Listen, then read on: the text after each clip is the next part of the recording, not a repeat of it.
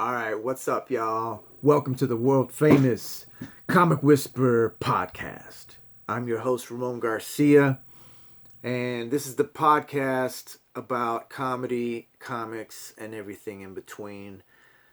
Comic Whisperer, the name. How'd you come up with it, man? Well, been doing comedy classes just about as long as I've been doing comedy.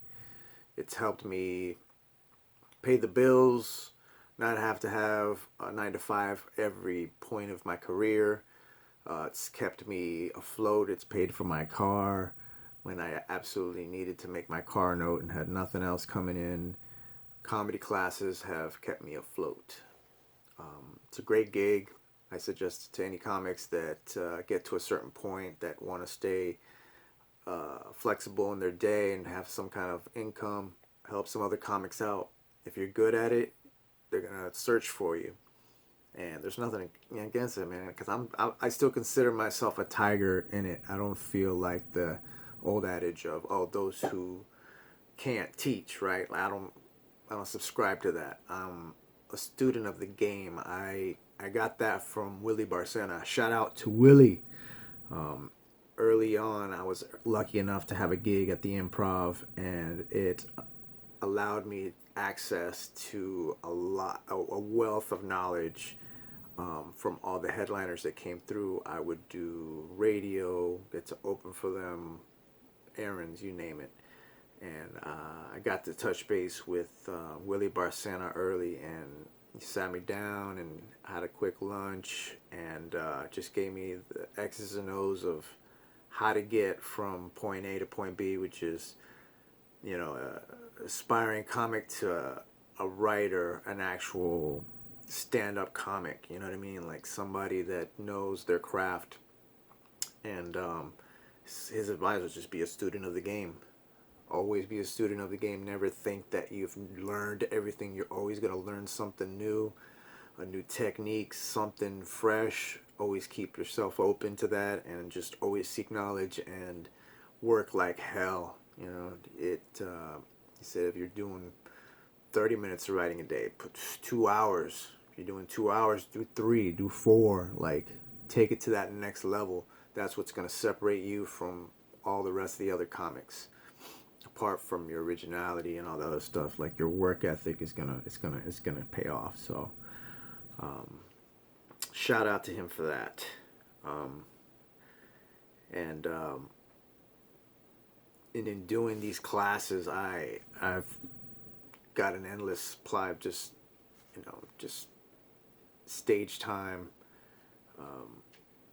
time to reflect on ideas and philosophies and really dissect it, because I love comedy. I just love it. And being able to pass on the knowledge as I'm seeking it helps me in the process. I see how it helps me, really filtrate all the stuff that comes through, like really dissect it and apply it and try it out for myself, so that I have firsthand knowledge of my findings. Because I'm learning, it's like Carlin said, it's just a science. It's the science to it. It's an experiment every single time. You have your theory, which is your premise, like I think it's gonna be funny, and then you put your experiment together, which is your open mic. You go through with it, you show up, you do your thing, you record it, and then you analyze your recordings, your findings. And then from your findings, you have you can create word I'm looking for, but your findings, you'll find your evidence, and then you have your more of a concrete theory that you're coming up with, and you just better it and better every time. So you just got to enjoy that process. And I've been through dips coming through here, but I just enjoy it, and I love passing it on and seeing people do stuff with it, their careers and stuff. So I'm happy to put this podcast finally together, get my butt in shape. I've always preached to other guys, just do it, just make it happen. That's what this is. This is just me doing something. I don't know how audio is going to sound. I don't know how, if I'm too close to the microphone, too far back, if the lighting on my video is too light, bright, whatever. Like, I know I'm going to have a ton of things that I need to tweak, but this is me just taking action and making something happen and not waiting for it to be totally perfect, because, you know, that's another thing. And just as an artist, you sometimes hold back because you're just waiting for it to be too good. You know, you still got to put it out there. It's going to be, got to get some feedback, and then you can tweak it from there. But if you never put anything out, you got nothing to have feedback with. So, just mental hurdles that we all deal with. That's what I try to deal probably most with when I'm doing my classes. Like, everybody's creative, they can come up with lines, but if I can help a comic the most, I think it's when I help them break down their walls of bullshit.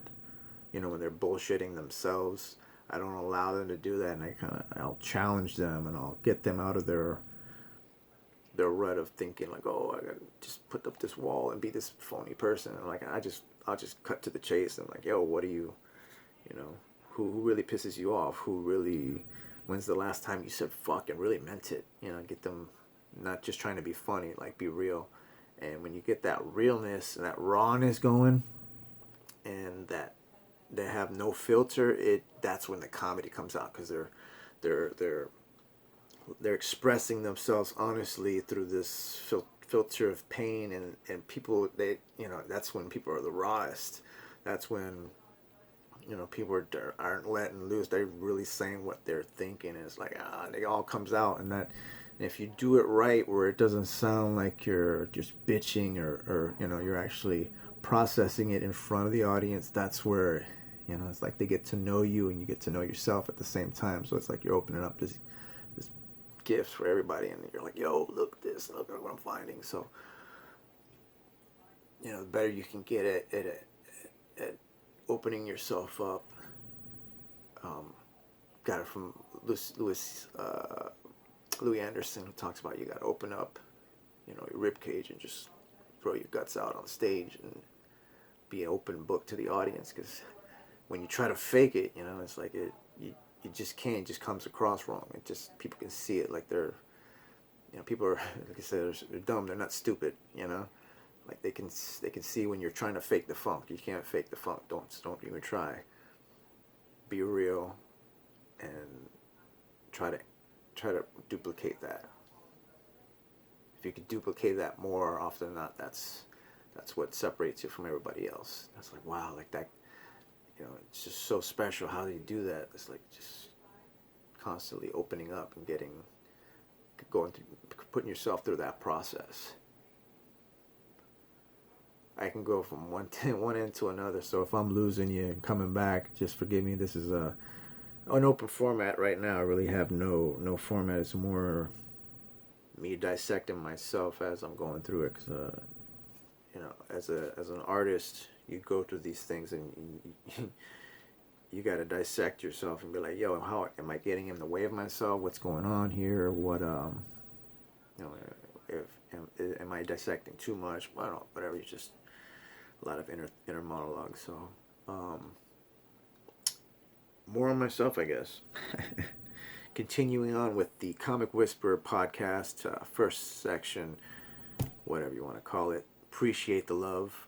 Let's see how it goes from here. Pa, pa, pa.